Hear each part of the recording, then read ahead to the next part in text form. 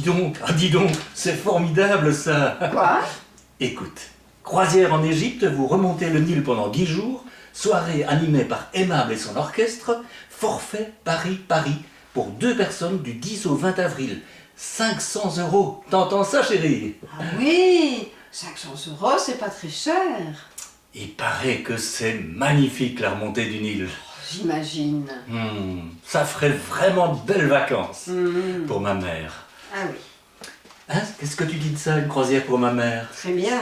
En plus, elle sait nager, ta mère. Elle va pas fort bien pour le moment, ça lui ferait du bien. Oui, et puis ça la changerait de la montagne. Parce que tu l'envoies bien en février à la montagne, non?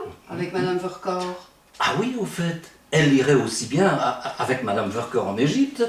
Elles s'entendent tellement bien toutes les deux. Oui, enfin, remarque, s'il n'y a que ça, nous aussi on s'entend bien. Ah oui, mais nous, avec le magasin, on ne peut pas partir en Égypte, hein, Oui, en avril. ben oui. En plus, juillet, août, c'est les collections, septembre, octobre, c'est la rentrée. Bon, les fêtes, j'en parle même pas. Janvier, février, les soldes. Mars, la collection de printemps. Ben oui, il reste avril.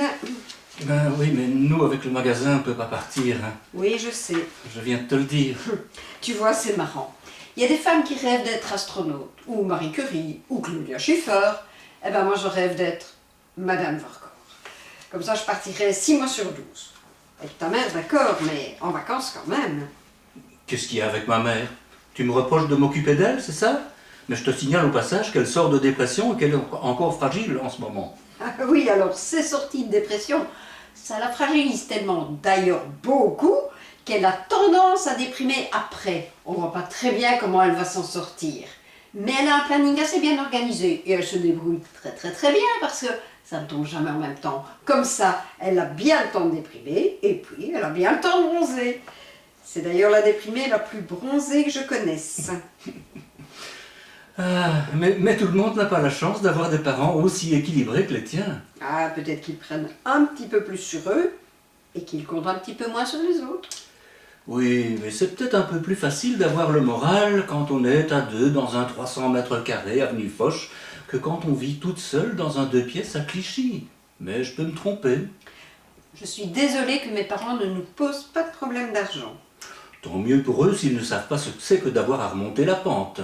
Ils ne sauront pas non plus ce que c'est que de remonter une île. Ah, d'accord. Mais en avril, tes parents, ils sont comme d'habitude dans leur villa en Camargue, avec les chevaux, les maîtres d'hôtel. Alors s'ils préfèrent s'enfermer pendant 10 jours dans une cabine de 10 mètres carrés et s'envoyer Aimable et son orchestre, alors on peut envisager l'échange avec ma mère. Et en plus, tes parents, ils l'adorent, ma mère. Bon, alors je vois très bien où tu veux aller, mais pas ce soir. Je ne suis pas en chambre. Je suis en train de lire une étude comparative sur les crèmes dépilatoires et j'aimerais bien la finir.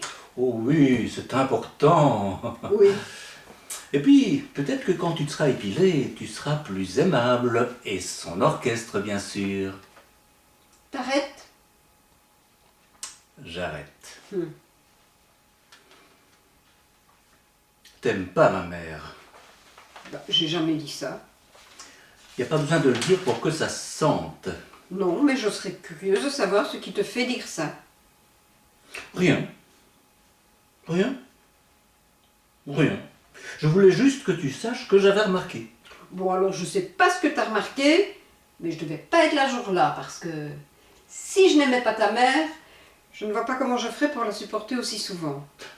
Ah ben voilà, on y est. Donc, tu supportes ma mère. Très bien, alors cite-moi une fois où j'ai été désagréable avec elle.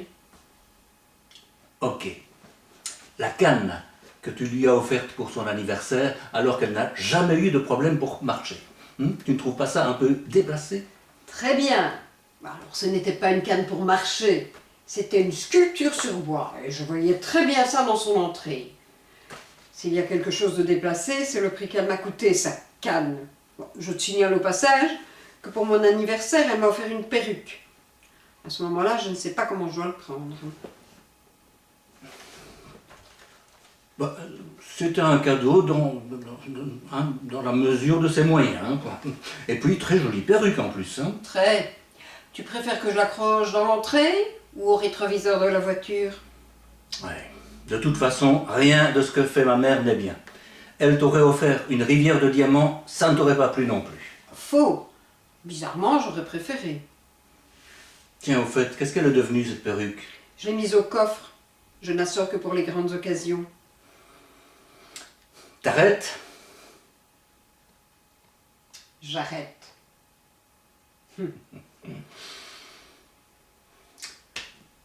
Moi, j'aime beaucoup ta mère. Normal. J'ai des parents formidables. Ah, non, je parlais de ta mère. Bon, alors c'est quoi le problème avec mon père? Mais mon redressement fiscal, c'est lui quand même, hein. Faut être quand même tordu pour venir contrôler son gendre. Mais qu'est-ce que tu racontes? À ce moment-là, on se connaissait même pas. C'est d'ailleurs grâce à ce contrôle qu'on s'est rencontrés. Ouais. Chère la rencontre, hein. Oh non, n'exagère pas.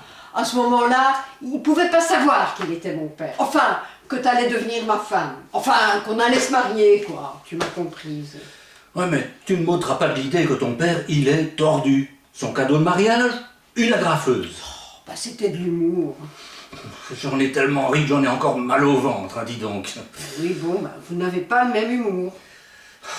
J'adore ta mère, mais tu m'excuseras, ton père, il est tordu. Je t'interdis de dire que mon père est tordu. Tu arrêtes avec mon père. Tu ne touches pas un cheveu de mon père. Je peux te tuer si je veux. Si tu reparles de mon père, moi je prends la perruque et je la grave sur la tête à ta mère. Merde! J'en ai marre de ta mère. J'en peux plus de Madame Vercors. Elle part à la mer, à la neige, à la montagne. Elle fait ce qu'elle veut, mais qu'elle dégage. Ça fait 4 ans qu'on en parle matin, midi et soir. Alors elle remonte le Nil, elle le descend, elle fait ce qu'elle veut, mais qu'elle ne me pend plus l'air.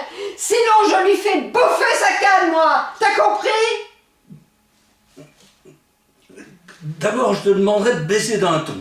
Et puis, tu vas commencer par foutre la paix à ma mère. Hein. Et puis je te garantis hein, que si mon père, il était encore en vie, il irait casser la gueule à ton père, l'autre tordu. Et si ton père est tordu, il est tordu. Je le dirai autant de fois que je veux. Ah. Et puis, si je te chope en train d'agrafer une perruque sur la tête à ma mère, eh bien, je te ferai bouffer l'agrafeuse, tes magazines et tes crèmes épilatoires. Ma maman, si elle n'avait pas été là, je ne serais pas là non plus. Et on ne serait pas ici en train de vivre une histoire d'amour. Ma mère, c'est pas demain la veille que tu verras qu'elle viendra te contrôler, hein, fiscalement. Hein. T'as compris? Je crois qu'on devrait éviter de parler de nos parents. J'ai l'impression que ça nous énerve.